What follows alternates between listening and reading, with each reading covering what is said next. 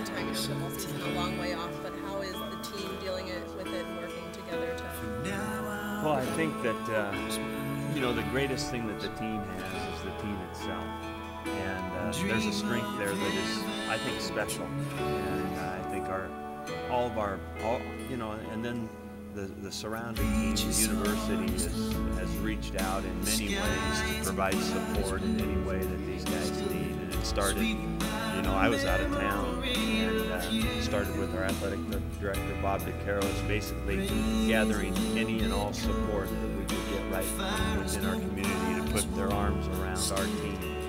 And that was, you know, both it's devastating and both it makes you feel good about the community we have here, because in tough times you find out a lot about the people that you're with, and, you know, and that was, it was neat and comforting for all of us to see how people reached out to help. Coach, what becomes of number 92 now for the program?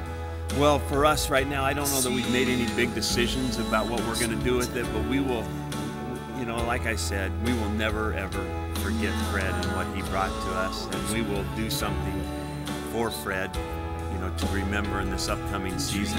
I think that the number 92 would be a great way to commemorate it, but I also think simply Fred is also a great way to commemorate Fred Thompson, because that's what everybody knew him as and loved him as at this point, because he was young in his career, but everybody knows Fred, and you know, we will always remember what he gave us, and we will find a way in the upcoming years to commemorate his time here at Oregon State and his time for his family, because this connection for his family at Oregon State now is a lifelong thing too.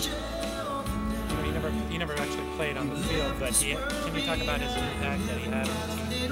Well, Fred was, you know, like a lot of our young guys, he was in the middle of or in the early stages really of his development as a player, and you know, one of the least important things probably we're talking about is the football end of it, but Fred was an exciting prospect. He had a ton of talent, and I was very, very excited about his future in that way. There's no doubt about that. The impact that he had on his teammates and that kind of thing.